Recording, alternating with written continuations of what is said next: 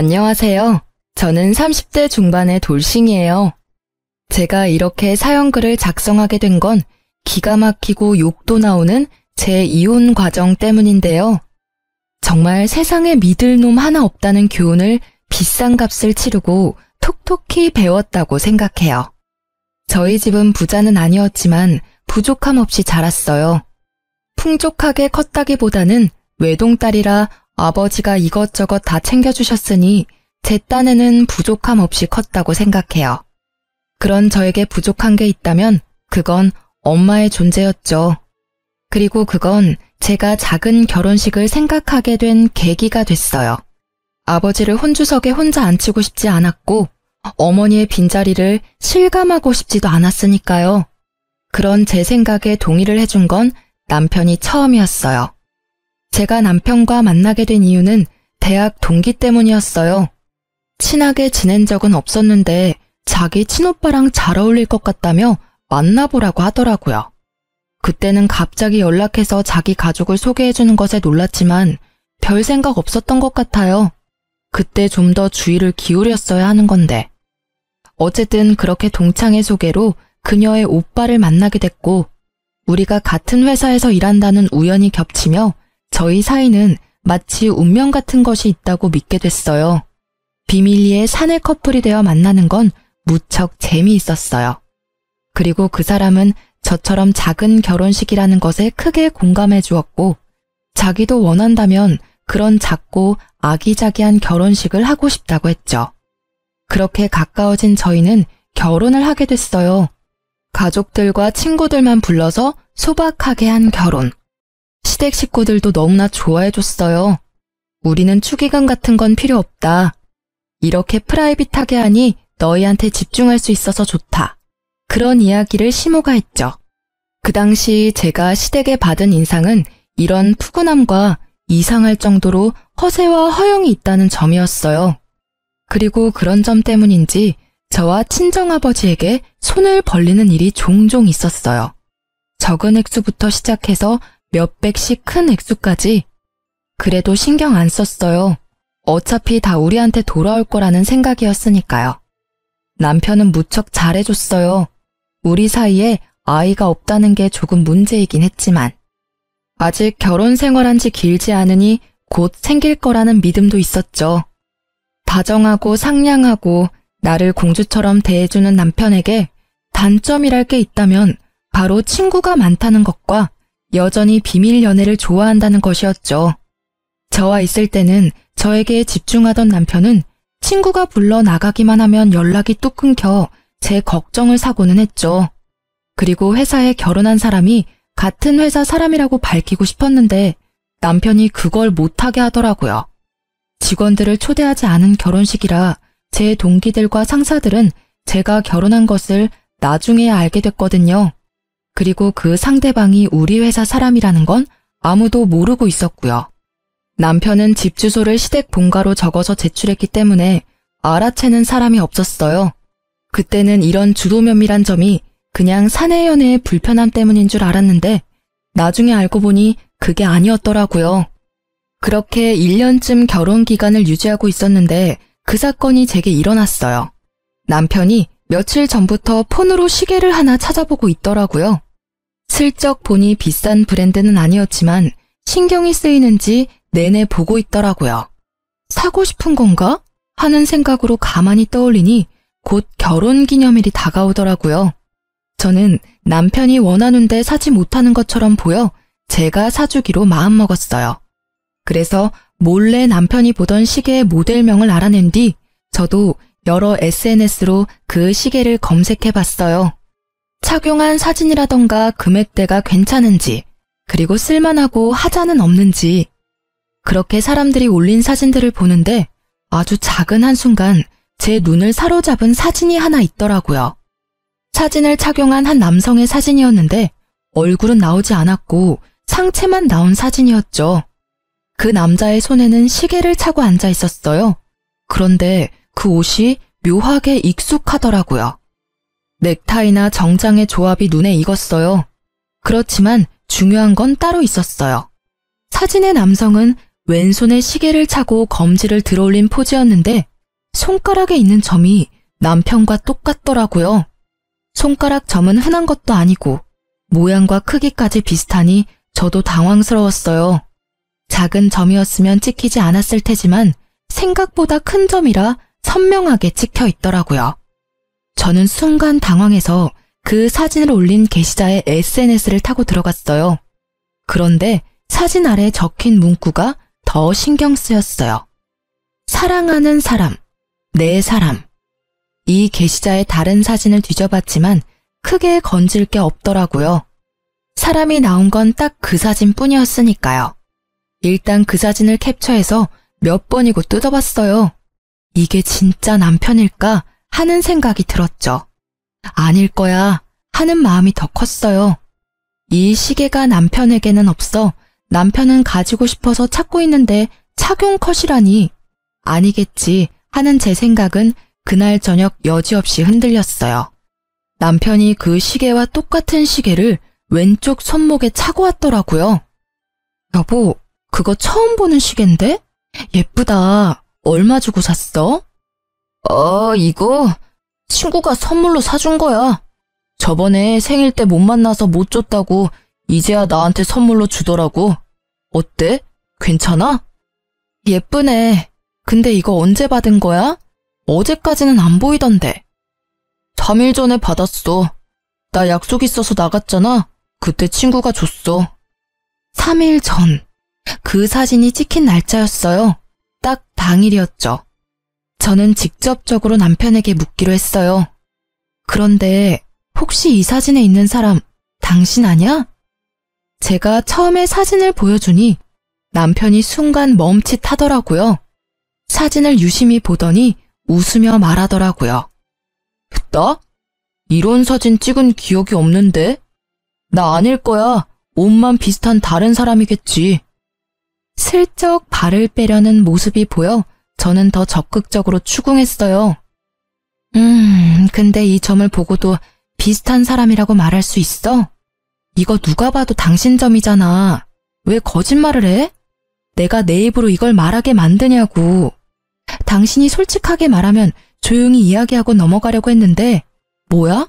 왜 숨기는데? 딱 봐도 당신이잖아. 제가 확대한 사진에는 남편의 손가락 점이 정확하게 찍혀 있었거든요. 그걸 본 남편의 얼굴이 하얗게 질리더라고요. 확실하게 확인이 가능하더라고요. 여보, 오해하지 마. 이건 내가 다 설명할 수 있어. 무슨 설명? 이 사진보다 더 확실한 설명이 어디 있어? 당신 못 봤지? 이 사진 올린 여자가 이 사진에 뭐라고 써놨는지. 사랑하는 사람이래. 어이가 없어서. 당신은 밖에서 뭘 하고 다니길래 이런 사진이 올라오는데 왜 내가 이 사진을 보도록 만드는 거야? 다 그 여자가 착각해서 버린 짓이야. 진짜로 하루만 만나달라고 했고 하루만 만났어. 시계는 선물로 준다길래 그거 하나 받았을 뿐이야. 당신 싫으면 이것도 갖다 버릴게. 그러면서 남편은 차고 있던 시계를 후다닥 던져버리더라고요. 난 다른 건 몰라도 바람은 절대 용서 못해. 결혼 전에도 말했잖아. 도대체 언제부터 바람을 핀 거야? 우리 결혼한 지 이제 1년밖에 안 됐어. 그런데 벌써 바람? 내가 계속 믿고 이 결혼을 유지해도 괜찮은 거야? 버럭거리는 제 소리에 남편은 그 자리에 무릎을 꿇고 손바닥을 싹싹 빌더라고요. 여보, 진짜 미안해. 상대방이 한 번만 만나달라면서 부탁하길래 한 번만 만나주면 포기한다길래 그랬어. 다 끊을게. 이 시계도 버려버릴 테니까 제발 용서해줘. 과장된 모습이 실소를 나오도록 만들었지만 정말로 나와 헤어지고 싶은 생각은 없구나 하는 생각이 들었어요. 이혼하기 싫으면 그 여자랑 관계 당장 끊어. 내가 보는 앞에서 헤어지자고 이야기하고. 남편은 후다닥 폰을 꺼내더니 문자를 작성하더라고요. 우리 그만하자. 앞으로 연락하지 마. 나한테는 와이프뿐이야. 그 문자를 보여주며 눈앞에서 보내더라고요. 그거 하나로 믿기는 힘들었죠. 그렇지만 남편은 제가 용서해준 그날부터 제게 엄청 잘해주기 시작했어요. 일찍 집에 들어오고 어디 놀러 가지도 않고요. 또 친구도 만나러 가지 않았죠. 가끔 혼자서 시댁에 다녀올 때도 있었는데 그럴 때는 시댁에서 연락을 줬어요. 그러니 다른 사람 만날 틈이 없었어요. 그쯤 되니 냉랭했던 제 마음도 조금은 풀렸어요. 남편은 매번 제가 좋아하는 선물들을 가져오며 제 눈치를 보더라고요. 그게 눈에 보이니 계속 화만 낼 수도 없었어요. 솔직히 찝찝한 생각은 마음속 어딘가에 있었지만 일단 넘어가기로 했어요. 남편에게 이혼 의사가 없고 한 번의 실수였다는 말을 믿기로 했거든요. 남편의 외도 사실을 알게 된 시모는 연락이 와서 남편 욕을 엄청 하고는 제게 이해하라며 남자들 한눈 파는 거 흔한 일이지만 돌아오는 게 그리 쉬운 일은 아니라고 했어요. 살다 보면 그런 일도 겪으면서 단단해진다나? 이때 저는 그저 시모가 제 편을 들어줬다는 사실에 마음을 최대한 풀려고 노력했던 것 같아요. 그렇게 시간이 지나고 그 상처가 아물어질 때쯤 이번에는 회사 분위기가 어수선하더라고요. 저를 보는 주변 사람들의 눈빛이 따갑더라고요. 숨어서 지켜보는 사람들이 있는 한편 대놓고 저에게 틱틱대는 직원도 있더라고요. 저는 너무 답답한 마음에 회사에서 나와 바람을 쐬는데 그때 저와 그나마 친한 직원이 지나가더라고요. 저는 서둘러 그 직원을 붙잡았어요. 저기, 오랜만이야. 잠시 나하고 이야기 좀 할 수 있을까? 혹시 나 요즘 회사에서 이상한 소문 돌아? 언니, 몰랐어요? 나는 당연히 알고 있을 줄 알았는데. 지금 난리 났어요. 옆 부서에서 일하는 영미 씨 알죠? 영미 씨가 언니가 자기 남자 뺏어간 여자라고 회사 여직원들 사이에서 엄청 소문내고 다녀요. 그거 진짜는 아니죠. 영미라는 여직원은 저보다 3살이 어린 여자였어요. 직급은 낮고 예쁘장하게 생긴 여자. 내가 왜 그 여자 남자를 뺏어가? 나 1년 전에 결혼해서 남편 있어. 작은 결혼식이라서 직원들 초대는 못했지만 그래도 결혼식까지 하고 혼인신고까지 한 남편이 있는데 갑자기 무슨 남자? 착각한 거 아니야? 정말요? 그런데 그 영미 씨 말로는 자기는 몇 년을 사귀었다고 하던데? 남편분이랑은 어떻게 만나신 거예요? 나 남편 여동생이 내 동창인데 소개시켜줬거든. 진짜 심각하게 착각하는 거 아니야? 언니가 설마 바람을 필 리는 없을 거고. 당연하지. 바람을 필 거면 이혼을 하고 당당하게 만나지. 뭘 숨어서 만나? 근데 진짜 왜 나를? 의아한 제 머릿속에 얼마 전에 시계 사건이 생각났어요. 남편이 바람을 폈다면 가능할 일일지도 모르죠. 그렇지만 남편은 그 여자와 아주 잠깐 만났다고 했는데 머릿속이 뒤죽박죽이었어요. 도대체 영미 씨는 왜 제가 자기 남자를 뺏어갔다고 하는 걸까요? 그 의문을 풀기 위해 저는 영미 씨를 직접 찾아갔어요. 제가 뭔가 알아야 답을 해줄 수 있을 테니까요. 그런데 그 여직원의 친구들이 저를 막더라고요. 마치 제가 그 여직원에게 화를 내러 온 것처럼 굴더라고요. 이 사람들의 머릿속에 제 이미지가 어떻게 정착되어 있는지 잘 알겠더라고요. 여기는 왜 오셨어요? 제 동기한테 화내러 오신 거면 저하고 이야기해요. 얘는 마음이 어려서 말도 제대로 못하니까요. 그래요. 솔직히 지금 저는 제 입장이 이해가 안 가요. 전 바람을 핀 적도 없고 남의 남자를 뺏은 적도 없어요. 동기분이 빼앗긴 남자가 누군지를 알려줘야 제가 맞다 아니다 말을 해줄 수 있잖아요. 도대체 누구를 말씀하시는 거예요? 정말 뻔뻔하시네요. 지금 그쪽 분이랑 결혼한 그 남편분이 제 동기의 오래된 남자친구였다고요. 갑자기 튀어나와서 돈으로 남자를 꼬시고는 두 사람 강제로 불륜처럼 만들었다면서요? 어떻게 순수하게 사랑하는 한 커플을 순식간에 불륜으로 만들 수가 있어요? 그러니까 두 사람이 사귀고 있는데 제가 끼어들어서 지금 제 남편을 빼앗았다는 말인가요? 그런데 그 말이 이상한 게 먼저 만났고 서로 좋아하면 결혼을 했으면 되잖아요. 그럼 제가 유부남을 꼬실 일은 없었을 텐데요. 저는 분명히 미혼이라는 제 남편을 남편의 여동생인 제 동창에게 소개받았거든요. 그건 그쪽의 일방적인 주장이잖아요. 유부남을 꼬신 건 아니지만 남의 남자 꼬신 건 맞는 말이잖아요. 그리고 가해자가 이렇게 피해자 찾아오는 거 문제 있다고 생각하거든요. 뒤쪽에 다른 동료들에게 보호받고 있는 영미라는 직원은 쪼그려 앉아 다른 사람의 품 안에서 부들부들 떨고 있더라고요. 이 여직원은 자기가 피해자고 저는 가해자라는 프레임을 이미 확실하게 만들어뒀더라고요. 기가 찬 제가 더 이야기를 하고 싶었지만 상황이 좋지 않아 포기했어요. 그리고 집에 돌아와 남편에게 물어보기로 했죠. 당신 도대체 뭘 하고 다니는 거야? 회사에 이상한 소문 퍼진 거 알고는 있어? 내가 왜 남의 남자를 빼앗은 파렴치한 여자가 되어 있는 건데 설명 좀 해봐. 그 여자가 지금 자기가 피해자라고 완전 나를 천하의 나쁜 년으로 만들었다고. 갑자기 무슨 소리야? 나 그때 헤어졌어. 난 모르는 일이야. 정말로 몰랐어? 그런 소문이 회사에 지금... 됐고, 그 여자는 당신이랑 꽤 오랫동안 사귀었다는데 그 말은 어느 쪽이 진짜야? 오래 사귀었다고? 아니야, 절대로 그럴 일 없어. 정말로 며칠 뿐이었다니까. 그리고 진짜 깔끔하게 헤어졌어. 상대방이 헤어진 거 앙심 품고 그런 짓 저질렀나 본데? 남편의 말에 저도 그 여자가 이상한 사람이라고 생각했어요. 헤어지자고 해서 앙심을 품었다고요. 그런데 그 다음날 그 상간녀에게서 연락이 왔어요. 무척이나 당당하게 만나자고 하더군요. 저는 상간녀가 나오라는 곳으로 나갔어요. 다리를 척 꼬고 앉아있는 모습이 너무도 당당해서 저는 말문이 막혔어요. 드디어 저랑 이야기할 마음이 들었나요? 이렇게 불러내다니 의외네요. 회사에서는 그렇게 부들부들 떨고 있더니. 그때는 놀라서 그랬죠. 제가 보자고 한 이유는 간단해요. 그 남자랑 헤어져줘요. 그는 여전히 저를 사랑하고 당신하고는 돈 때문에 결혼한다고 했거든요. 빨리 이혼하고 저와 만나고 싶다고 하기도 했고요. 만약 헤어져주면 최소한 당신 이야기는 더 이상 퍼지지 않도록 해줄게요. 이미 퍼졌는데 더 이상 퍼지지 않도록 해준다는 건 큰 의미 없는 거 아시죠?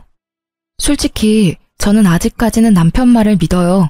당신과 헤어졌다고 하더라고요. 최근까지 딴짓도 안 했고 당신 만나러 갈 시간도 없었어요.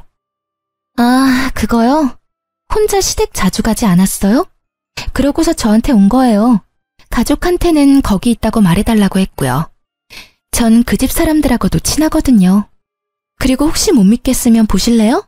저랑 그 사람이 나눈 대화 내용? 상간녀가 보여준 톡 내용은 보는 동안 토할 만큼 역겨운 대화로 가득했어요. 더러운 기분에 결국 저는 화가 머리끝까지 났죠. 헤어졌다고 해놓고는 거짓말을 했으니 제가 돌아버리지 않겠어요? 그런 저에게 상간녀가 한마디를 때리더라고요. 솔직히 난 피해자잖아요. 잘 사귀고 있는데 당신이 내 남자와 바람핀 거니까. 게다가 돈으로 유혹해서 남자 뺏어간 가해자는 당신이고. 피해자라. 그렇게 치면 제 쪽이 더 큰 피해자 아닌가요? 저는요, 당신하고는 달리 그 남자 가족한테 소개받아서 결혼했어요. 분명히 말해두지만 저는 그 남자가 유부남이었다거나 다른 여자가 있었다면 절대로 결혼 안 했을 거고요. 이것만 보면 저는 혼인빙자 사기를 당한 거거든요? 맞잖아요. 당신 말대로 그 집안 사람들이 당신과 그 남자 사이를 인정하고 있었다면 저에게 왜 남자를 소개시켜 줬겠어요? 의도가 확실하게 있으니까 소개시켜 줬을 거고 뭔가 목적이 있으니까 당신이 있는 걸 숨겼을 테고 그리고 그 의도와 목적이 돈이라는 건 당신한테 들어서 이미 짐작이 됐고요. 저한테 그런 거 따져봐야 소용없는 거 아시죠? 이미 당신은 회사에서 남의 남자 뺏어간 천하의 나쁜 년이거든? 회사에 얼굴을 들고 다닐 수 없을 정도로 퍼졌으니 회사 그만두고 내 남자하고도 당장 헤어져. 당신 때문에 우리 애는 지금 호적에도 올리지 못하고 아빠 없이 크게 생겼거든? 여기서 진짜 빡쳤어요. 애가 있었다는 걸 처음 들었잖아요. 그만큼 오랜 세월 함께 해왔다는 걸 들으니 배신감이 확 밀려왔어요. 저는 그녀의 말에 즉시 이혼을 결심했어요. 그렇지만 상간녀에게는 이혼해주겠다 이야기하지 않았어요. 저만 당할 수 있나요? 전 회사를 그만둘 생각도 없었고 이대로 천하의 나쁜 년이 되고 싶은 생각은 추호도 없었죠. 그래서 그 상간녀에게는 남편과 이야기해보고 결정하겠다고 하고 헤어졌어요. 그렇지만 언제까지고 냉정하게 유지하는 건 못할 짓이더라고요. 그래서 시댁으로 찾아가서 한바탕 했어요. 다들 알고 계셨죠? 여자 있는 거. 심지어 애 있는 것도 아시면서 저하고 이 남자 결혼시킨 거죠? 이 혼인은 무효고 당장 이혼할 거예요. 그리고 이 집안 사람들 싹 다 고소할 거예요. 아가, 제발 다시 한번 생각해보면 안 되겠니? 이혼은 안 된단다. 그 여자는 멀리 보내마. 절대로 네 눈앞에 띄게 하지 않을 거야. 두 사람을 억지로 갈라놓는 한이 있더라도 너희는 헤어지면 안 돼. 도대체 무슨 생각들을 하셨던 거예요? 여기 있는 사람들 전부 한통속이에요? 처음부터 나한테 의도적으로 접근한 거냐고요. 어쩐지 몇십만 원부터 몇백만 원까지 돈 빌려달라고 할 때부터 내가 알아봤어야 했는데 그 여자 한 말 중에 틀린 말이 없네요.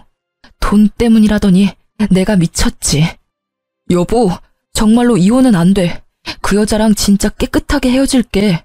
그리고 애도 어차피 호적에 안 올렸으니까 난 깔끔하잖아. 그러니까 제발. 깔끔 같은 정신 나간 소리를 하는 남편을 보며 저는 버럭할 수밖에 없었어요. 당신한테 제일 짜증나. 당신 헤어졌다고 해놓고 오늘 아침에 그 여자한테 보낸 톡에도 사랑한다고 적어보냈더라. 그리고 시댁에 간다고 한 날 빠짐없이 그 여자 집에 갔었다며? 그런 주제에 뭐? 이혼은 안 돼? 네가 안 된다고 하니까 더 하고 싶네. 그리고 헤어진다고? 저번에도 헤어진다고 해놓고 못 헤어졌으면서 이번이라고 그게 가능하겠어? 더 꽁꽁 숨겨놓고 찾아다니겠지. 한 번 속지 두 번은 안 속아. 결국 저는 저를 붙잡는 망할 놈의 집안 사람들을 다 뿌리치고 얼른 짐 싸서 친정으로 돌아오게 됐어요. 친정으로 돌아온 저는 진짜 미쳐버릴 것 같았어요.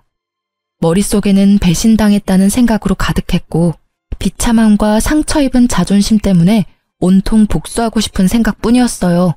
두년 놈들과 그 가족들에게까지요. 정말 수치스러움으로 회사를 가는 것조차 힘들었지만 제가 나가지 않으면 정말 패배자가 될 것 같아서 이악 물고 출근했어요. 회사에서는 여전히 불명예스러운 소문이 가득했고 저는 그 소문을 의식하지 않으려 했지만 소문을 믿고 있는 사람들이 저를 의식하니 어쩔 수 없이 제 의도와는 다르게 시달리게 되더라고요. 그래서 저는 정면으로 부딪히기로 했어요. 우선은 상간녀를 만나기로 했죠. 이혼 준비 다 되셨어요? 남편도 나하고 이혼하기를 원하면 당신 말처럼 이혼해 줄 거야. 만약 남편이 이혼을 원하지 않으면 이혼은 안 할 거고. 그리고 당신이 요구한 이직은 절대 안 돼. 나도 나름의 커리어가 있고 힘들게 그 자리까지 올라갔거든?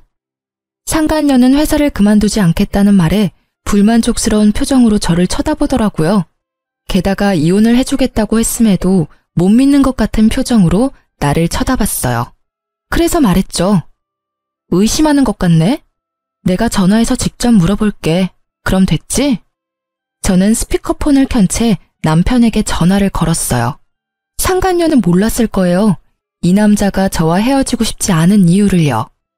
그 사람이 이 여자를 만나서 놀고 먹고 하는데 필요한 돈은 우리 친정아버지 주머니에서 나온 돈이었거든요.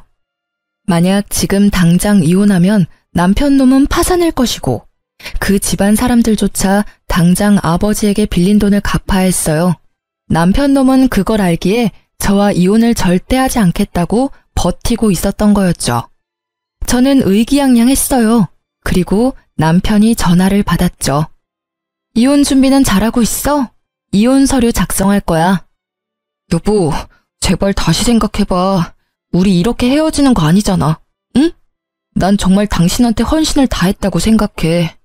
물론 잠시 그 여자 꿰매 넘어가서 내가 미친 짓을 했지만 이제는 정말 반성했고 더 이상 만나지 않을 사람이야. 그러니까 부탁이야. 그런데 그러기엔 너무 멀리까지 오지 않았어? 그 여자 사이에 애까지 있다면서. 듣지 않았으면 정말 당신이랑 그 여자 사이가 아주 잠깐뿐이었던 걸로 오해할 뻔했어. 일부러 당신이 그렇게 말한 거 아니야? 정말로 그런 거 아니야. 그 여자애는 진짜 내가 모르는 애야. 나 호적 깔끔하다니까. 그 여자가 물귀신 작전 쓰는 거야. 나 말고 다른 남자 애일지는 누가 알겠어? 그렇게 남자 꼬시기 좋아하는 여잔데. 발 빼는 남편의 목소리에 기가 찼는지 상간녀가 제 폰에다 대고 크게 소리를 질렀어요. 야, 너 말 다 했어? 미친놈이, 네가 감히 우리 애를 들먹여? 친자 검사라도 해볼래? 그래서 강제로 친부되도록 만들어줄까? 너 헤어진다면서, 이 여자랑 헤어지고 나랑 만나겠다면서. 근데 왜 매달려? 내가 회사에 소문 안 냈으면 절대로 헤어질 일 없었겠네. 너 왜 거기 있어? 야, 설마 네가 와이프한테 그딴 이야기 꺼냈어? 회사에 소문은 왜 내고 난리야? 좋게 좋게 해결하려고 했는데 너 때문에 다 망했잖아. 6년을 너랑 만났어. 네가 이 여자랑 결혼하겠다고 했을 때도 잠깐 만났다가 헤어지겠다는 네 말까지 믿었어. 그런데 이제 와서 다른 소리를 해? 너 때문에 내가 미혼모가 됐는데. 내가 그래서 조용히 있으라고 했지.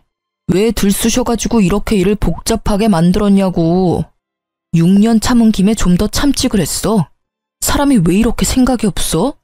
내가 만나주는 것만으로도 다행으로 생각해야 하는 주제에. 뭐? 생각이 없는 건 너겠지. 난 내 자식 아빠 없는 애로 만들기 싫으니까. 당장 이 여자랑 헤어지고 나랑 혼인신고해서 애 호적에 올려. 만약 안 하면 당신이 무슨 짓 했는지 회사에 다 떠벌릴 테니까. 둘이서 참 흥미롭게 싸우고 있더라고요. 저와 이혼하기를 거부하는 남편과 제가 이혼하기를 바라는 상간녀의 싸움이요. 듣고 있자니 남편은 계속 저를 속이려 했고 상간녀는 남편의 뜻인 것처럼 저와 이혼하기를 바랬더라고요. 상간녀가 이야기하지 않았으면 저는 계속 이런 사실도 모른 채 남편과 거짓으로 가득 찬 행복을 누리고 살았겠죠. 언젠가 터질 폭탄을 안고 말이에요. 두 사람의 대화를 듣던 저는 두 사람의 싸움을 끊었어요. 싸움 다 했어? 이렇게 들으니 속이 다 시원하네. 조만간 이혼 서류 갈 테니까 도장이나 찍어줘. 그리고 이혼하면 소송은 물론 상간녀 위자료 소송까지 같이 할 거니까 돈은 두 사람이 잘 마련해놔요. 상간녀 소송? 당신이 무슨 권리로 상간녀 소송이래? 충분히 가능하지. 적어도 나는 저 남자랑 법적으로 부부거든. 당신이라는 여자가 있다는 걸 몰랐고 그 남자 가족들에게 속아서 결혼한 것이기도 하고 회사에서는 나쁜 소문 퍼뜨리는 것도 명예훼손으로 소송 가능하니까 그것도 잘 대비하고 있으라고. 근데 저 남자나 가족들한테 상간녀 소송비 내달라고 하기는 힘들 거야. 이혼하면 우리 아버지한테 빌린 돈부터 갚아야 하거든. 저쪽 집안에서 많이 빌려갔으니까 그거 갚으면 돈이 안 남을지도 모르지. 저는 친절하게 그렇게 이야기해주고 혼이 나간 얼굴에 상간녀를 놔두고 나왔어요. 그리고 다음날 직장에서 대놓고 그 상간녀에게 찾아갔어요. 이번에도 그녀의 동기들이 그녀 앞을 막고 있더라고요. 그냥 들으세요. 저는 이혼 서류 이미 보냈고 이혼하자고 했어요. 그러니까 그 남자 가져가세요. 상대방이 뭐라 하든 이혼할 생각이고 그 집안 사람들 다 혼인빙자 사기로 고소할 거니까. 그렇게 알고 계세요. 정말 이혼할 건가요? 네, 남이 씹던 껌 씹는 기분이 얼마나 더러운데요. 그러니까 다시 돌려드린다고요. 지금이라도 두 사람이 몇 년간 사귀었고 그 사이에 애까지 있었으며 저와 결혼 기간 중에 그 여자와 지속적으로 관계를 맺었다는 걸 알게 돼서 정말 다행이라고 생각해요. 다 그쪽 덕분이죠. 말을 뭐 그딴 식으로 해요? 당신이 남의 남자 뺏어놓고 이렇게 당당하게 구는 거 웃기지도 않아요? 계속 제가 뺏었다고 이야기하는데 전 저희 신우한테 소개받았어요. 당연히 미혼의 솔로라고 소개받았죠. 그렇게 반년 넘게 사귀고 결혼해서 1년을 더 지냈죠. 상식적으로 예전부터 연인 사이라도 남자가 혼인신고까지 해서 유부남이 됐으면 관계를 끊어야 정상 아닌가요? 아니면 결혼 전이나 직후에 저한테 말하러 왔으면 저도 이런 식으로 1년을 허비하지는 않았겠죠. 결혼한 걸 뻔히 알면서도 말 안 하고 몰래 만났다가 회사에 제가 남의 남편 뺏은 것처럼 소문내고 제가 좋게 이야기할 수 있었겠어요? 그렇게 피해자하고 싶으면 하세요. 저라면 자존심 상해서 피해자는 못할 것 같은데. 확실하게 법의 심판을 받게 해드릴 거니까 기대하세요. 우선은 상간녀 소송부터니까 잘 준비하세요. 제 말에 당황한 건 듣고 있던 동기들 쪽이었어요. 유부남인 걸 알았으면 헤어지거나 알게 된 즉시 이야기를 했어야 하는데 그걸 숨기고 만난 건 명백히 상간녀의 잘못이니까요. 그렇게 이야기하고 제자리로 돌아오니 제 책상에 무슨 꽃다발이 놓여 있더라고요. 제가 좋아하는 꽃이 가득한 걸 보니 누가 산 건지 짐작이 가더군요. 남편이 점심을 틈타 와서 기다리고 있더라고요. 여보, 기분 풀어. 우리가 얼마나 서로에게 충실했는지 잘 알잖아. 아무리 그래도 우리가 지내온 추억을 생각해서라도. 번지수 잘못 짚었어. 그 꽃 영미 씨 갖다 줘야지.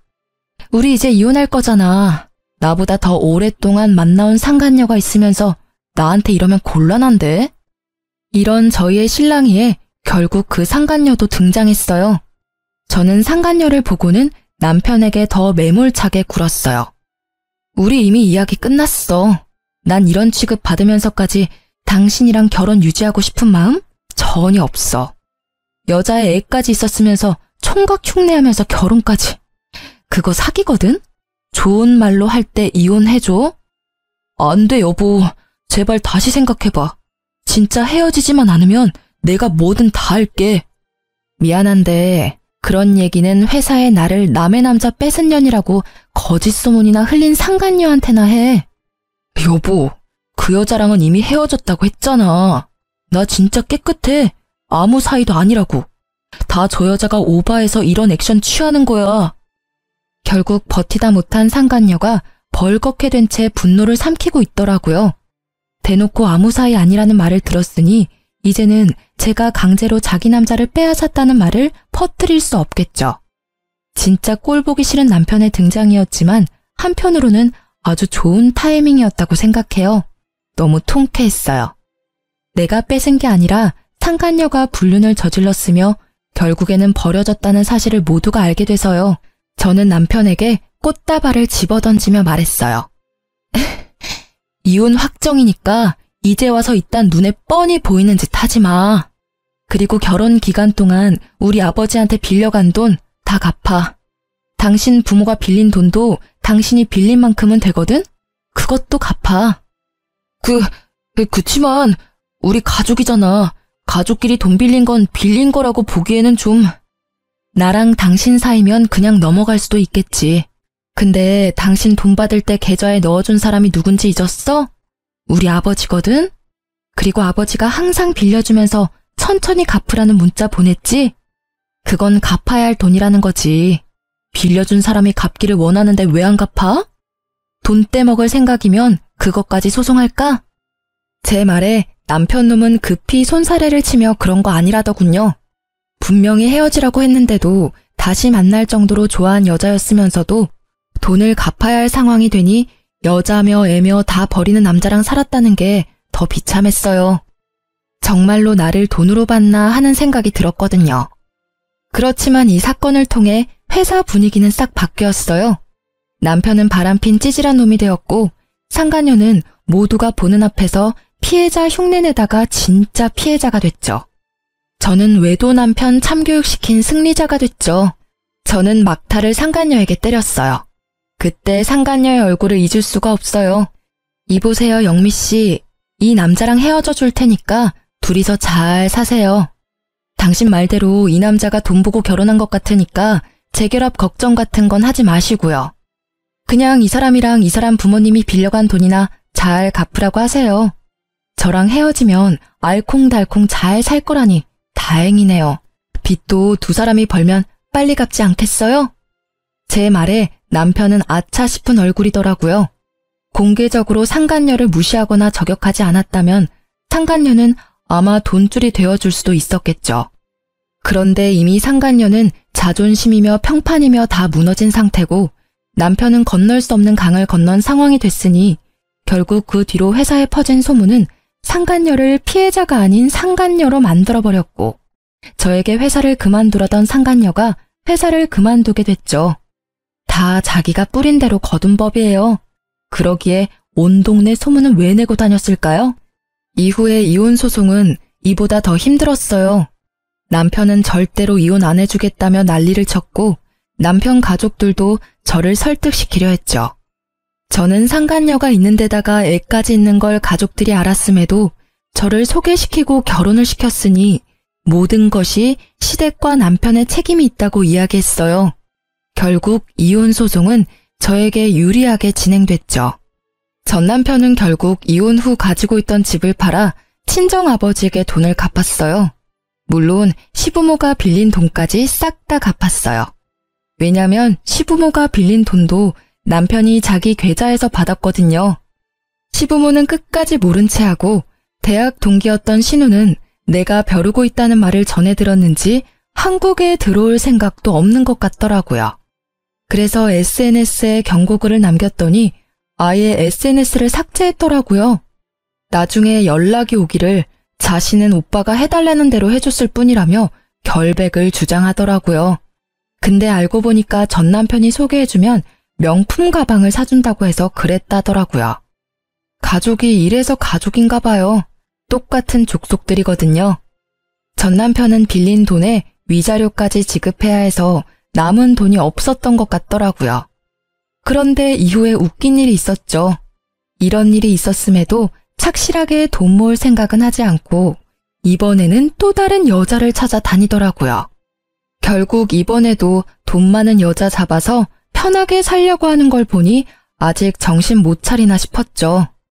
저는 아직도 전 남편과 함께 일하는 이 상황이 너무 싫었어요.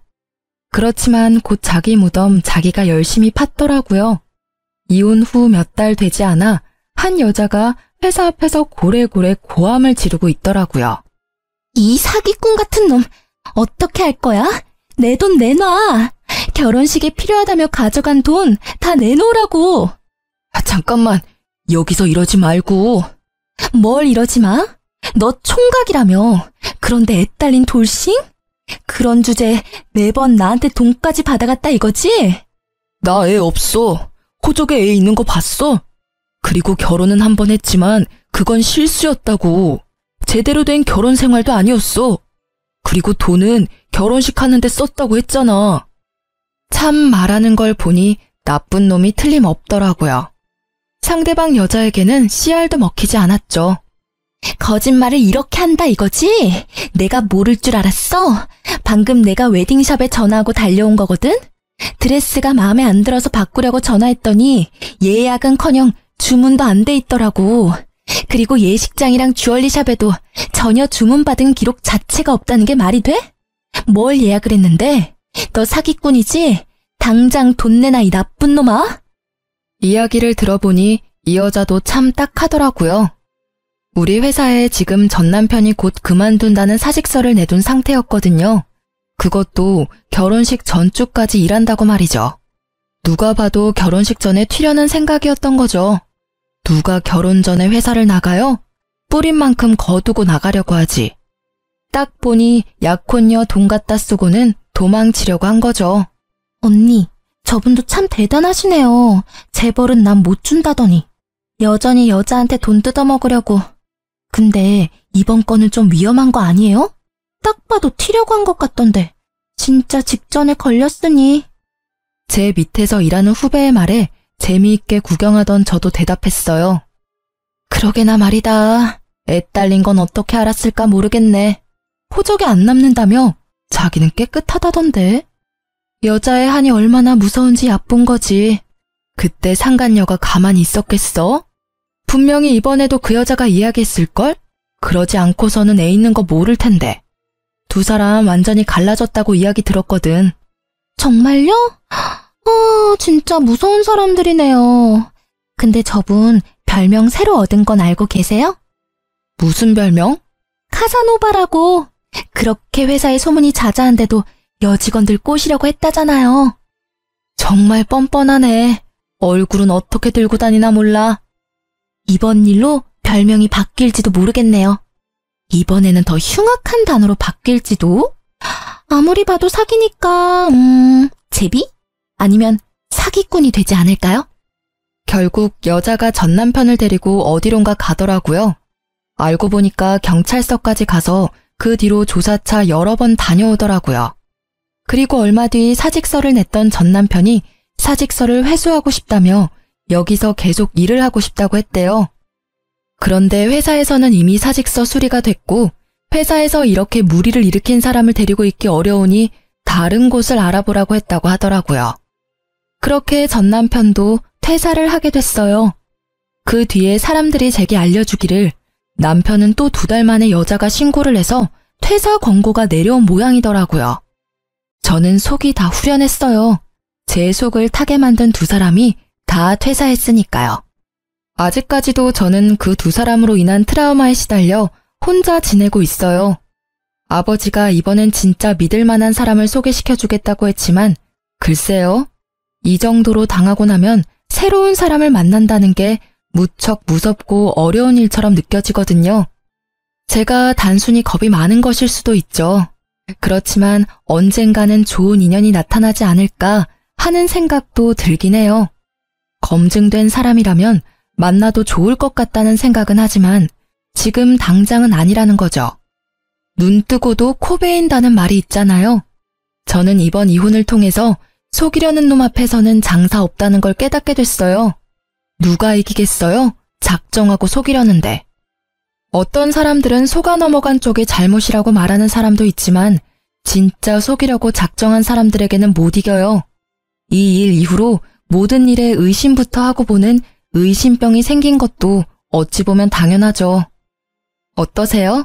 제 이혼 이야기를 들으니 욕이 나오시나요? 정말 회사 안에 소문이 파다하게 퍼졌을 때는 진짜 죽고 싶었는데 그래도 이렇게 수습이 되어서 다행이라고 생각해요. 물론 상처야 남았지만 그걸 알고 나서는 모두가 저에게 잘 대해주거든요. 은연중에 저를 비난했던 사람들이 제게 죄책감을 가지게 된 것인지도 모르죠. 그냥 모르는 척 그 호의를 받아들이고 있어요. 그 사람들도 그 상간녀의 꾀임에 빠진 거나 마찬가지니까요. 제 이야기를 들려드리는 건 돌다리도 두들겨보고 건너시라는 말을 해드리고 싶어서예요. 그리고 속았다고 자책하지 마시라는 것도요. 속는 사람이 잘못인 게 아니라 속이는 사람이 잘못인 게 당연하잖아요. 그러니 만약 누군가에게 속았다면 나를 탓하지 말고 상대방을 마음껏 탓하고 호되게 그 값을 치르도록 만들어주세요. 쓰다 보니 엄청 길어졌네요. 저의 이혼사 재미있었는지는 모르겠지만 읽어주셔서 감사합니다.